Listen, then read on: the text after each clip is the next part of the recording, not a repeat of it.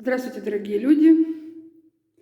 Итак, голос мой звучит гулко в абсолютно пустой комнате, где после ремонта еще не висят занавески, еще не вымыты окна, еще не положен ламинат. Вот старый пол без плинтуса. Прощаемся с ним сегодня. Помыли его напоследок.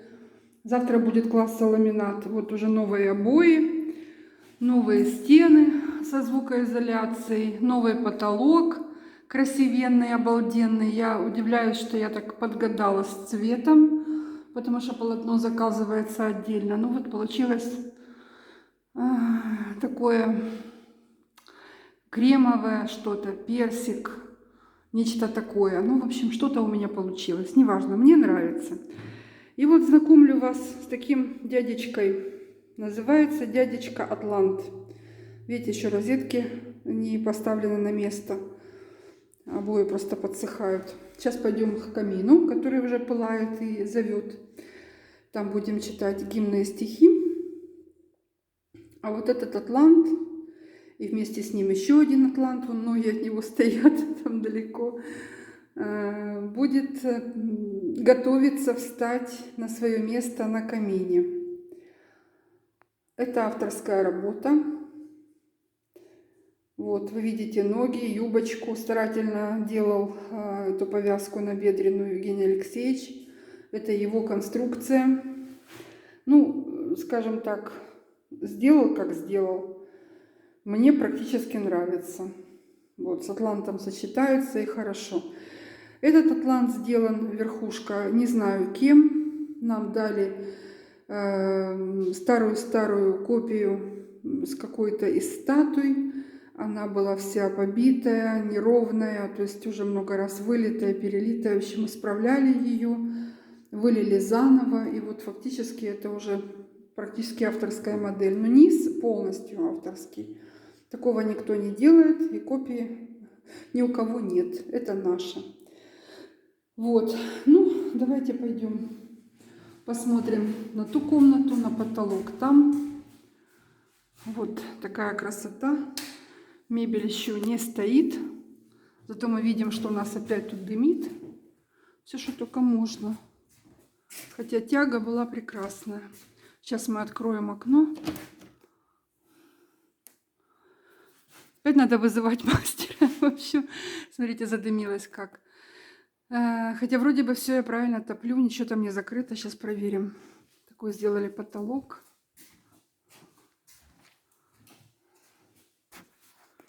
Так, что мы тут имеем? Что мы здесь имеем? Наша новая кочерга. Чего ты задымился, а? Все открыто. Еще можно немножко открыть. Такая тяга чудесная. Я вот начинала топить. Все чудесно уходит. Замечательно. Почему-то ему не понравилось. Ну ладно, сейчас уйдет этот дым, потом разберемся. Я купила замечательный набор. Смотрите, какая интересная вещь. То есть это подставка под вот эти вот штуки, которые должны висеть вот на этой штуке. Как-то вот так. Как-то вот так. Просто мы сейчас еще ничего не повесили. Будет это висеть вот здесь, на этой стене. И, соответственно, ну, Англия, антиквариат и все такое прочее. Бронза. Так, присядем. Только что пылал ярко огонь, сейчас уже не пылает. А хотелось прочесть стихотворение Юрия Емельяновича Гуманова и свое стихотворение, и гимн Симарглу почитать. Но, наверное, мы сейчас дождемся все-таки, пока огонь разгорится опять. Вот, потому что я приготовила и жертву. Давай, как-то гори. Как-то гори. Вот знаете, что еще надо? То, чем вот так вот машут, да? Вот так. Так. То, чем так машут. Вот так. Кто ходил в походы? Вон там язычки пламени пробиваются. Сейчас что-то будет. Снизу видите, как сделано? Это называется колосники. А туда вот вниз сваливается зола, и там еще надо будет делать решетку.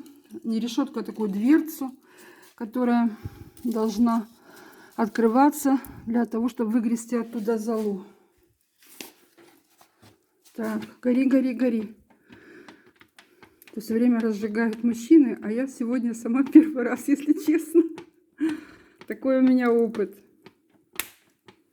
Потому что все заняты сегодня. Давай, гори. Сила огня. Обожаемая мною стихия огня. Так пылал, так разговаривал. А тут, как начала ролик снимать, прям стих. Ну, сейчас что-то будет, пробивается. Гори, гори, гори, давай, давай, давай, молодец. Пылай, пламя, пылай. Прям испугался. Вот. Итак. Все, огонь пошел. Пошел огонь. Жарко возле огня. Я вдохновилась и написала стихотворение. Пока вот дрова готовила, пока думала, снимать, не снимать. Прочту вам сейчас. Приходи в мою жизнь, огонь. Я так жду тебя.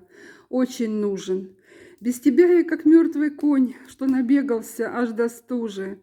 Приходи озарением мира, всполохами зорниц на небе. Или возникни вдали костром, чтобы видеть, куда идти мне. Буреломы пройти смогу, если ты замерцаешь ярко. И с тобой мне не станет жарко, ведь из стужи к тебе бреду. Зажигаю костер на земле. Отзовется солнце мгновенно. Ведь огонь — приговор всякой мгле, и я славлю богов вдохновенно. Получился стих. Я взываю к Богу Семарглу, я взываю к Богу Семарглу, я взываю к Богу Семарглу, о коронованный семипламенной короной, о владыка вселенского огня.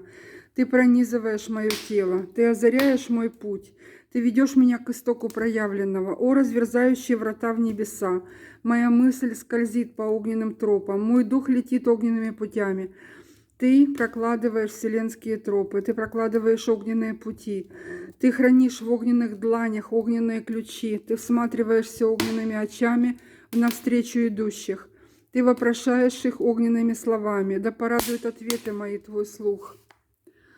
Да отворят они врата в небеса. О, владыка, донеси мое слово по огненным тропам, донеси мое слово огненными путями, да услышат все боги слово мое, обращенное к ним. О, владыка, донеси мое слово по огненным тропам, донеси мое слово огненными путями, да услышат все боги слово мое, обращенное к ним. О, владыка, донеси мое слово по огненным тропам, донеси мое слово огненными путями, да услышат все боги слово мое, обращенное к ним. Семаргл, Семаргл, Семаргл. Трижды произношу твое имя. Семаргл, Семаргл, Семаргл. 3 раза по 3 повторяю его. Семаргл, Семаргл, Семаргл, Семаргл, Семаргл, Семаргл, Семаргл, Семаргл, Семаргл. Да исполнится просьба моя. Да будет так, как сказано мной, о владыка огня. Семаргл, Семаргл, Семаргл. Я есть путник вселенной. Мой путь извечен и неисповедим. Я не имею цели, у меня нет врагов. Смысл моей жизни — путь с его радостями и печалями.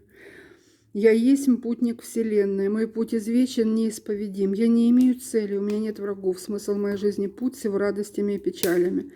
Я есть путник вселенной, мой путь извечен и неисповедим. Я не имею цели, у меня нет врагов. Смысл моей жизни — путь с его радостями и печалями. Дорогие мои люди, нужно находить время читать гимны. Нужно вписать свой график с утра. Время для почитания богов. Пусть это будет для начала 15-20 минут, но вы должны их уделить. Там дальше у вас появится еще больше времени. И вы почувствуете, как меняется ваша жизнь буквально с первого дня. А сейчас хочется мне покидать жертву.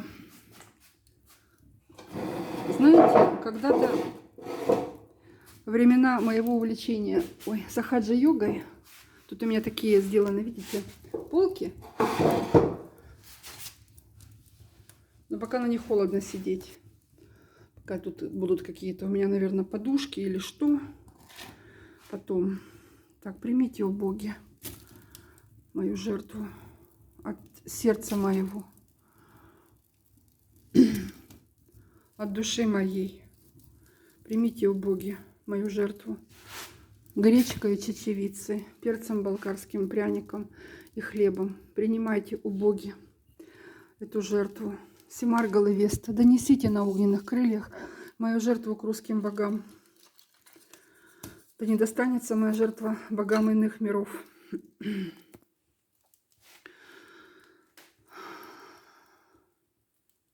Пусть достанется она только русским богам. И так и будет, и так и будет, и так и будет. Принимайте, о боги, эту жертву. Так вот, во времена моего увлечения сахаджа-йогой я помню, как проводилась пуджа. То есть вокруг костра сидели, ну, человек 15, наверное. Хочется так, чтобы еще побольше горело. Вот, читали. Там были не гимны, а мантры. И потом, после чтения мантр каждому божеству, 40 божествам, как я сейчас помню, было 40 божеств индийского пантеона. Потом у каждого, значит, был пакет с рисом. Именно говорили, нужно купить рис и, соответственно, его кидать уже. Вот. И мы загадывали желания, сначала общечеловеческие, а потом, значит, свои. И бросали горсть риса в этот костер. И после этого обряда, это было давным-давно, 12 лет назад уже. И после этого обряда, я хочу сказать, что я буквально там, ну вот в тот день, это у меня еще было это время, когда алкоголь еще присутствовал в моей жизни. И там иногда приезжала ко мне там знакомая, мы там шампанское могли выпить, все такое прочее. А вот в тот вечер я осознала для себя, что мы прекрасно провели время, причем это было очень весело. Это было так весело, мы так смеялись, у меня в следующий день просто болел живот от смеха. И никто не пил, естественно, вообще никто не пил. Да, конечно, Евгений Алексеевич делает костер более организованный. А я, так у меня женский костер получился, ну ничего. Лиха беда начала, я научусь. Давай, давай, гори, гори, гори. Сила Семаргла, сила огня. Принимай жертву. Все сгорит, никуда не денется. Вот. И тогда тоже научили меня вот этому упражнению по освобождению своей головы, когда вы прикасаетесь аджной к земле, лбом своим к земле прикасаетесь, и так можно убрать и лишние мысли, и освободить свою голову, если вас что-то тяготит, и вы не можете прощения в себе обрести для кого-то. Ну, в общем, очень хорошее упражнение, прекрасное упражнение. Первый раз, когда я его сделала, вот тогда, я шла и меня шатало. Вы же знаете мой двор, где сделаны такие бордюры, и дорожка сама такая, где-то 1,5 метра. Так вот, меня эти 1,5 метра от одного бордюра к другому шатало и шатало, шатало и шатало. Вот так. Так вот было. Огонь. Как я люблю огонь. Кто только может себе представить, как я люблю огонь. Не зря вот я очень сильно удивилась, когда определила свое имя по древле православному календарю от Шамшука. И оказалось, мое имя, значит, Сема Ява. То есть Семаргал и Явь. в этом имени сочетаются. И я спросила у Владимира Алексеевича, а что значит, как бы, да, как вот расшифровать это имя? Он говорит, тебе дано проявлять через огонь материальный мир. То есть в материальный мир проявлять желаемое через огонь. Понятно вам? Я думаю, вот это ж надо такое, как интуитивно меня жизнь привела к тому, и вот что я делаю свечи. Понимаете? Такое вот желание возникло. Почему, да? Откуда оно взялось? Вот где-то в тонких мирах это зародилось, если по моим числам это имя возникло такое, Сема Ява. Надо сказать, очень сильно мне не понравилось это имя. Один человек сказал мне, ну это, наверное, какое-то, как это было сказано, своего рода недоумие. Понимаете? Так разгорелся опять огонь. Так, о огонь, будь в моей жизни проводником, убирай из моей жизни все лишнее и гнилое. То, что отжило, убирай сразу. Сметай ненужное вокруг меня и во мне. И пусть так и будет. Пусть так и будет. Гори и не дыми. И как дым уходит и исчезает в пространстве, так исчезают всякие угрозы и опасности вокруг моего дома. Так исчезают все препятствия к тому, чтобы закончился внешний ремонт дома. Потому что он у нас только одна стена утеплена и заизолирована. И первоначально штукатуркой пройден пенопласт, там все эти изоляции. А у дома это 4 стены. Вот. Надо сказать, что не дешевое это занятие, облагораживать дом снаружи. Ну ничего. Меня работа любит, а я работу люблю. Так что справимся. И камин обложится, но это, наверное, уже не летом. Летом не сможем, наверное, это сделать, потому что очень-очень много задач. Вот. Зато будет красота. Все разгорелся, красавец огонь. Знаете, я вот вспоминаю первый ремонт, который тут шел. Горел камин старый, но опять же вот беда того камина была в том, что он не работал с закрытой дверью. Работал только когда были старые рамы, а старые рамы были деревянные, пусть и двойные, но из них там дуло. И вот с этими рамами, из которых дуло, камин работал. И мастера тут грелись, потому что это был январь месяц. С января мы начали ремонт капитальный этого дома. Надо сказать, я вообще ничего не понимала в частных домах. Я не знала, что в частных домах бывает сырость. Я не помнила по детству, что у бабушки там была где-то сырость. Ее и не было, пожалуй. Вот. Но у меня же был прораб. И вот как мог прораб не сказать, что северная стена нуждается в гидроизоляции, да, что это серьезный момент.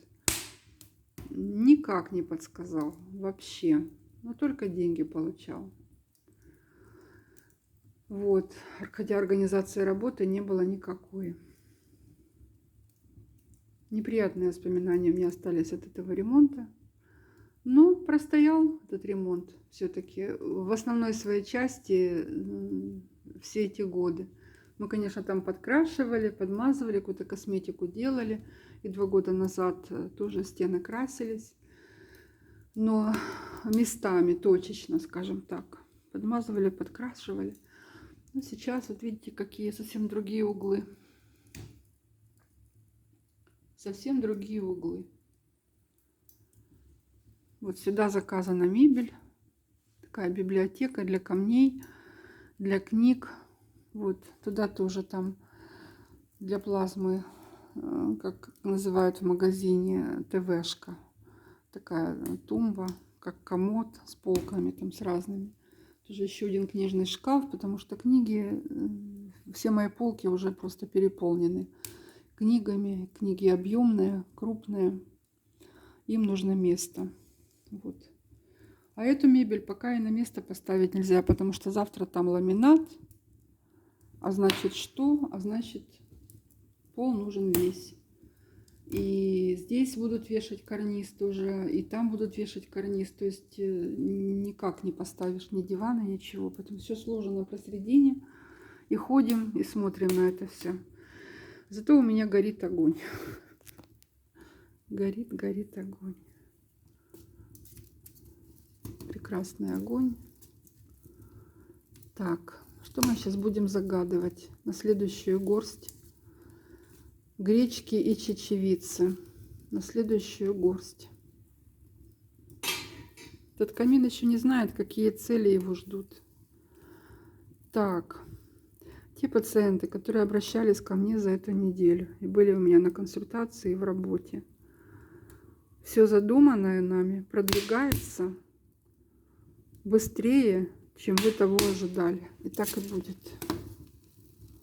Так и будет. Примите, о боги, эту чечевицу и гречку. Пусть проходят те болезни, которые были озвучены мною. Пусть распрямляются спины. Я после консультации даю упражнение для спины. Оно же применяется на зону вишудхи и для восстановления этой замечательной чакры вишудха, о которой я везде говорю. И вот сейчас выйдет еще ролик, который мы снимали в кафе, но там полролика без звука получилось. Я там немножко договорила аудио. Сейчас Егор поставит это аудио в тот молчаливый момент. Я выставлю. И там тоже про вишудху. Вы понимаете, если человек выполняет то, что ему дают, этот процесс невероятно меняет состояние этого энергоцентра. Невероятным образом все изменяется вокруг. Вдруг в один прекрасный момент вы понимаете, что вам стало легче дышать. Вдруг в один прекрасный момент вы видите, что вас начали слушать. Вдруг ваша речь откуда-то так окрасилась, такие яркие тона и краски. Такими яркими впечатлениями вы можете делиться с окружающими вас людьми. Где-то красноречие откопалось и пришло наконец-то. И это все состояние вишудхи. Вот такие удивительные вещи происходят после сочетания этих двух упражнений, которые вы получаете после консультации. Ну, можно, в принципе, мне и так написать, потому что я знаю, какие бывают острые состояния, а денег обратиться нет. А бесплатно никто не любит работать. И я тоже. Потому что тратится энергия, за консультацию вы получаете чистку. Даже если я просто с вами буду разговаривать, я уже вас чищу. Почему я и по телефону не разговариваю? Потому что уже проходит чистка. Сколько мне пишут: ой, я с вами только пообщалась, только и мне так стало легко. Да вы что? А ничего, что мне пришлось потратить время на чистку после, а я за это ничего не получила. Вот оно как-то так, где-то. Вот. Я хочу, чтобы всем становилось легко, но когда у меня есть свои планы, и кто-то нарушает эти планы тем, что мне приходится тратить время на другое, мне не очень это нравится. Все должно быть так, как задумано, выполнено, сделано в нужный момент. Вот. Таково мое желание. И примите, боги, эту горсть с тем, чтобы все мои желания выполнялись. Чтобы каждый человек, приходящий ко мне, получал свой результат. Чтобы каждая посылка, которую я собираю для человека, доходила до адресата в целости и сохранности. И так и будет. Примите, о боги, эту жертву. Я выставила в контакт фотографию льва, которого недавно отправляла. Отправила Желдорош экспедиции. Мы его обрешетили. Внутри там было все запенено, то есть такая солидная упаковка. Вот, ну, и доски стоят, и обрешетку эту надо колотить, ящик это, да, фактически. Евгений Алексеевич все это мужественно переносит, делает. Мы отправили, Лев дошел, фотографии человек прислал, сказал, что у меня волшебные руки, чему я крайне рада, тем более, что человек хирург, и у него своя клиника.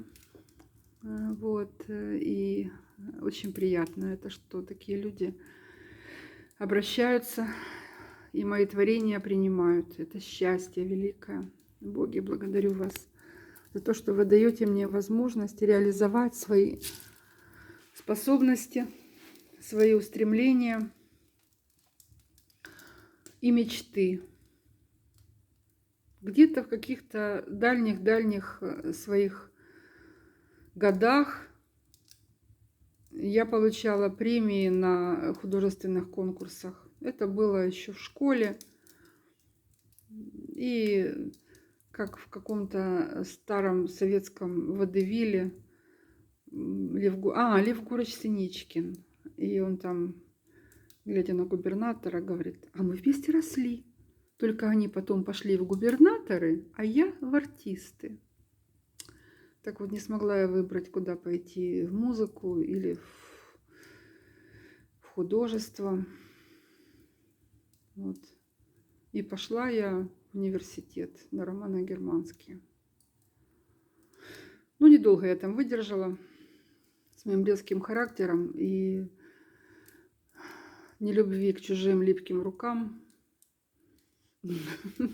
И к моему точечному обозначению этого действия в виде матерных слов отнеслись неблагожелательно. Если бы я на украинском это высказала, меня бы простили. Но учитывая то, что я в украиноязычном университете заговорила на русском грубыми словами, то меня, конечно, вот не восприняли никак. Пришлось мне уйти с 3-го курса. Ну и бог с ним. Учительницей я все равно бы не смогла быть. Не тот характер. Ненадолго бы меня хватило. Поэтому дальше мы пошли в Киевский политехнический институт. И закончили его благополучно. Вот. А потом уже было все остальное. И тоже уходилось, и тоже хлопалась дверью. Вот. Ну, такой буйный характер. Ничего, зато анатомию знаю замечательно. И клиническую фармакологию, которая даром не нужна, тоже сдавала. Вот. Реально предмет, который даром не нужен. Никогда в жизни лекарствами не пользовалась и не буду пользоваться. Вот. А сдавать пришлось. Все эти составляющие. Ой, это страшное дело. Это то же самое, что в КПИ. Как этот предмет назывался? Так, теоретические основы электротехники был первый ужас. Потом был ужас. И как это называлось? Я даже забыла. Потом, главное, этот предмет исключили. Как же это называлось? Даже сейчас не вспомню.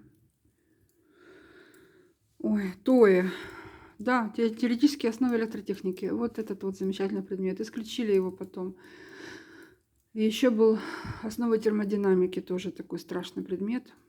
Ну, все сдано. Даже сопромат легко сдался. Но эти 2 предмета запомнились навсегда. Даже как клиническая фармакология. Даже фонетика в университете так не измучивала, как эти 2 предмета. Вот могу сказать. И вот сидишь, смотришь на огонь и думаешь, стоило ли столько учиться? Для чего? Для чего?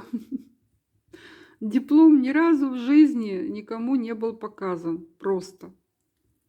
Нет, 1 раз был показан. И все равно не работала. Понимаете? Вот. Ну ладно.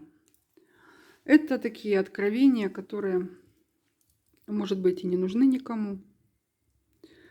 Но вот глядишь на огонь и вспоминается волей-неволей. И так, чтобы каждое наше действие выполненное и осмысленное приносило нам пользу. Приносило нам пользу.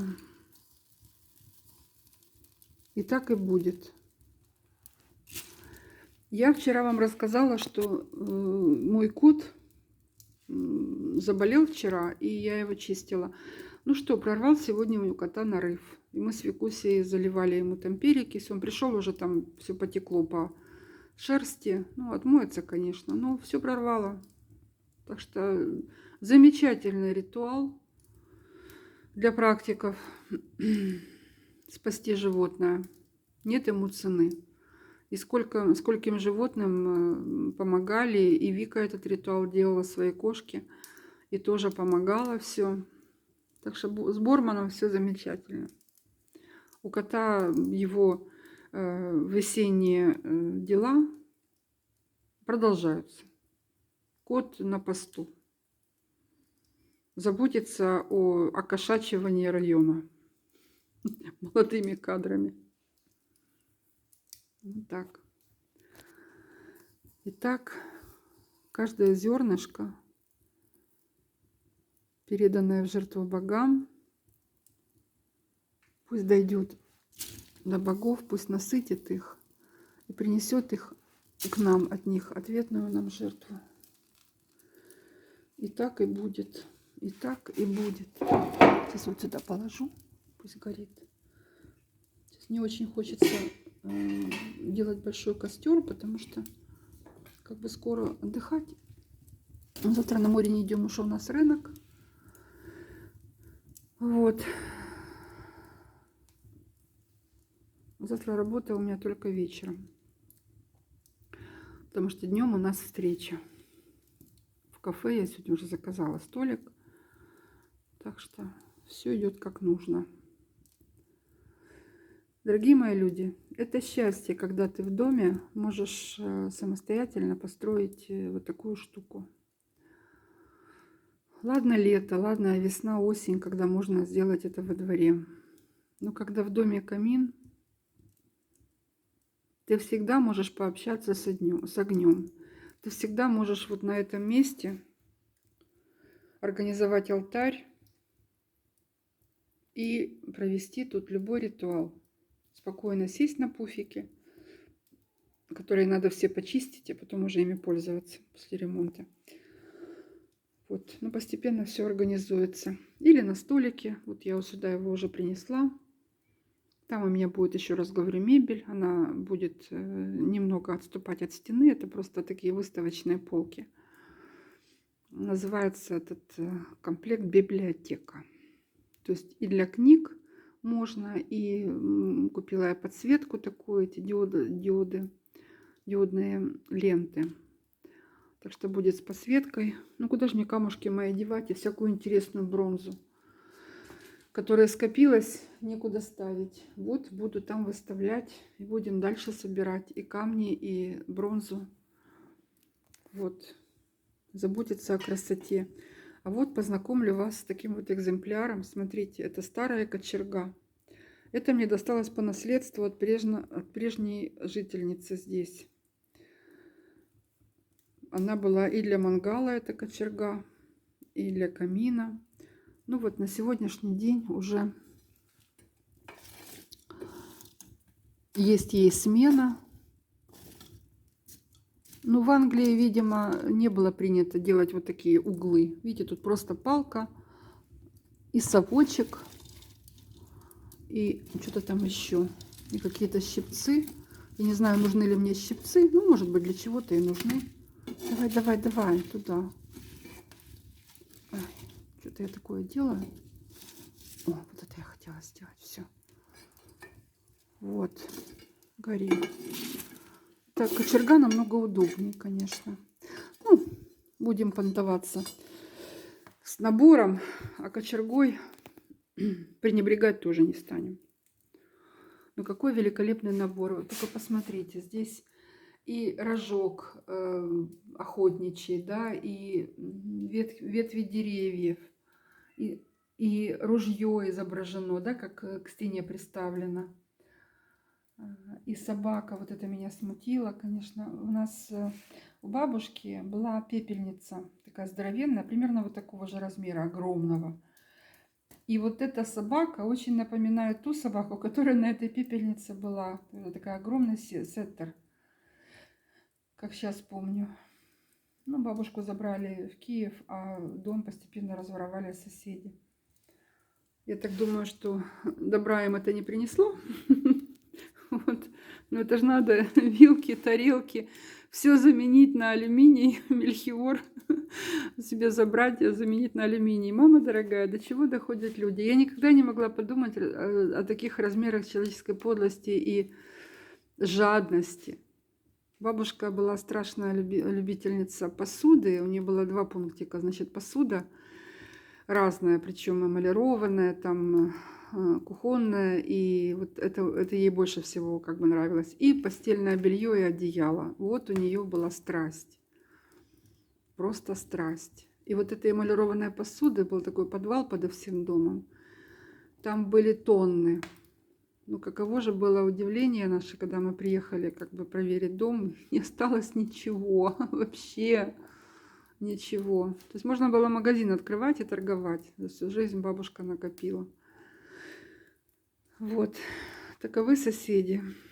Много им это радости принесло. Я проезжала мимо дома бабушкиного, смотрю во дворе ужас, ужас. Это не то слово. Просто бомжатник. Вот так. А костер горит. Так, убоги. Примите от меня эту жертву.